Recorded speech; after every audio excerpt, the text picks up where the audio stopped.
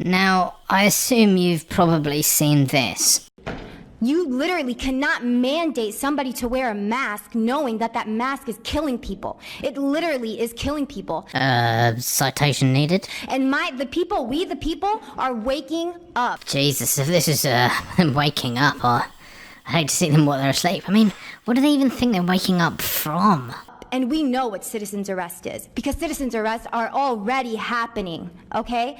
And every single one of you that are obeying the devil's laws are going to be arrested. And you, doctor, are going to be arrested for crimes against humanity. Every single one of you have a smirk behind that little mask, but every single one of you are going to get punished by God. You cannot escape God. You cannot escape God. I'm going to say that again. You cannot escape God, not even with the mask or 6 feet, okay? You know, people would probably like you to believe that this lady is some kind of outlier or sort of lone lunatic, but the truth is, this is the current face of the right. This is what the right has become. It's what they've descended into. Just utter insanity. She's talking a load of old nonsense and peppering in religious gibberish here and there. Sort of, I mean, absolutely, it bears no relation to Christianity at all. She's completely nothing to do with it. She's just spouting completely non-sequitorial gibberish. And the thing is that the reach that she's gone to try and justify her idiocy, bigotry, whatever else it is just a fraction further than your average people like Ben Shapiro, Jordan Peterson, any of the sort of, right-wing demagogues. They're all spouting just completely unfounded nonsense that it just dressed up a little better. But this woman, this is the real dark heart. This is the rational side of the right wing laid bare. 6 feet, like I said before, is military protocol. You're trying to get the people to train them, so when the cameras, the 5G comes out, what? They're gonna scan everybody. We gotta get scanned. We gotta get temperatured. The kids have to go to school with masks. Are you insane? Are we insane? I mean, yeah. Why is it that they're going on about 5G and they're going on? I mean, where does this come from? Well, it comes from a basic break in reality that you must swallow if you're going to be right wing, because none of the evidence, none of the facts will ever be in the right-wing's favour. It's just fundamentally impossible. The right-wing must be dishonest. And the thing is that they've realised is that the arguments that they use don't even have to be particularly compelling. They only have to be as compelling enough to trick these sorts of people into swallowing them. And, what is she even talking about? 5G? I was like, it's completely anti-intellectual, completely not grounded in any form of reality. And the sad truth is, it's because there's been a sort of concerted effort to separate these people into this bizarre parallel universe filled with, Pizzagate, QAnon nonsense. And if you're just exposed to that as your only input, then of course your output is going to be utterly insane.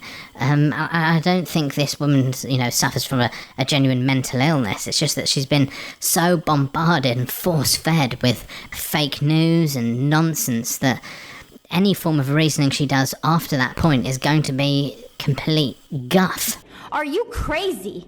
I think all of you should be in a psych ward right the heck now, because none of you know what the hell you are all talking about.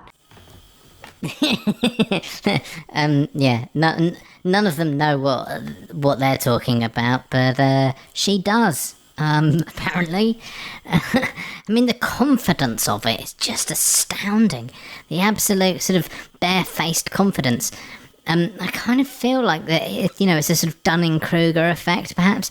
I mean, again, I don't think she's stupid necessarily. I mean, not exactly stupid. It's just that she's been the victim of a constant barrage of propaganda that, it's being shared through secret WhatsApp groups and Facebook groups and other places that, people share this sort of stuff, and they've been pumping it out solidly in order to try and get people to ignore basic safety practices. Now, why are they wanting to do that? What are they wanting to eradicate large swathes of the population of the virus? Probably not, but I think there's probably two elements to it. One, there's the sort of general lack of care for people, and that most of the people who are pumping money into this sort of propaganda endeavour are doing so because they will profit from people going to shops, living their normal lives, and are sort of suffering economically because, well, I say suffering, but they have a marginal hit to their bottom line with people staying in and things like that, and not sort of being good little consumers. But I think more than that, the right has entered this situation where they're so used to having the facts be against them that they've almost become reflexively wrong, so when anything true comes out, their first instinct is to just try and contradict it, just because in general the truth is against them. So if they're constantly reflexively lying and misrepresenting the truth, then in general that sort of averages out, and they don't really have to think that carefully about their media strategy. This is insane. And then you want to open this meeting with a prayer to God. Are you praying to the devil? Because God is not listening to that prayer. Because all of you are practicing the devil's laws. What happened to Bill Gates? Why is he not in jail? Why is Hillary Clinton not in jail? Why are all of these pedophiles that are demanding you all to listen to their rules, why are they not in jail? And here you see a sort of modicum of truth mixed in with the bullshit, you know? I mean, I don't know what the fuck Bill Gates has got to do with it. Absolutely nothing. But, Hillary Clinton probably should be in jail, I suppose. There's quite a fair few rape allegations against the Clintons and some pretty dodgy stuff they've got their grubby little fingers in. And there's quite clearly a cabal of paedophiles that were sort of involved in some kind of elite compromisation scheme behind the scenes, and a lot of people should have probably gone to jail who didn't, and probably should have been investigated. But what that's got to do with getting people to wear face masks so they don't cough disease into other people's faces? It's completely unrelated. It seems just like madness, but if you really look at it, it shows that there's an emotional connection for her.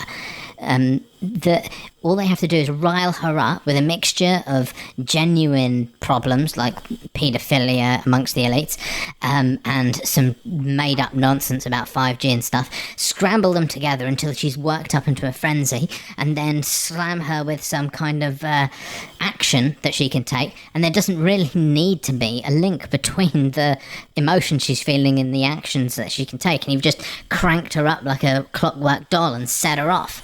It's exactly the same methodology they use in advertising. They build an emotion in you and then present you with the brand at the end of the thing, so you connect that feeling with that brand, and there doesn't really have to be any real life connection between those two things. This is exactly what's been done to her. And in a way, this is why the right has become so mad, because if you've got to produce propaganda where you've got no facts on your side whatsoever, when you're sort of at odds with reality at every turn, you have to get really good at psychological manipulation, and then you can see the results of that here in this woman. And she's just a person who is the sort of thin end of the wedge, so to speak. The rest of the people have been victim to exactly the same kind of thing, like their fear over immigrants coming in and spreading Islam or whatever the total mad conspiracy nonsense they believe is just the same, is just as mad, it's just a little bit more boring. Oh, is it because you're part of them? Are you part of the deep state? Your time has expired. The deep state is going down, and if any of you are in the deep state, you're going down with it. What to her is the deep state? What does it mean?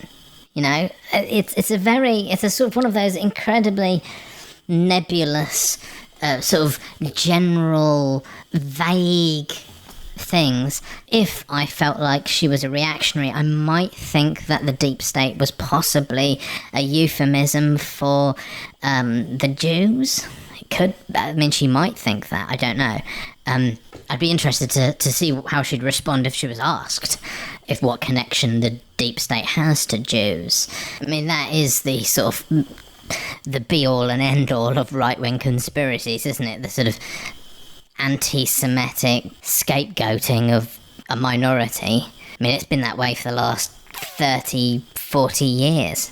I mean, there certainly is a sort of alphabet soup of organisations with pretty nefarious aims and methods who are sort of operating to subvert grassroots movements to further the ends of capital. But I really think that it's far more likely that she's working for these people indirectly. I mean, without her realising it.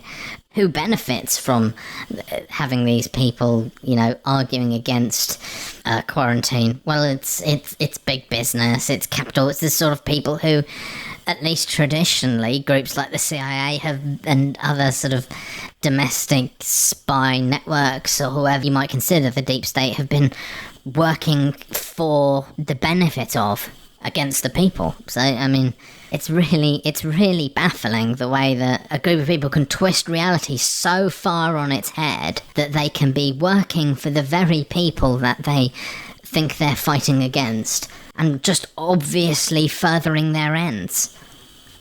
But that really is the essential grift of the right. That's what the right wing effectively is. It's a series of lies in order to convince people to work against their own self-interests to further the interests of the elites. That's all the right wing actually is.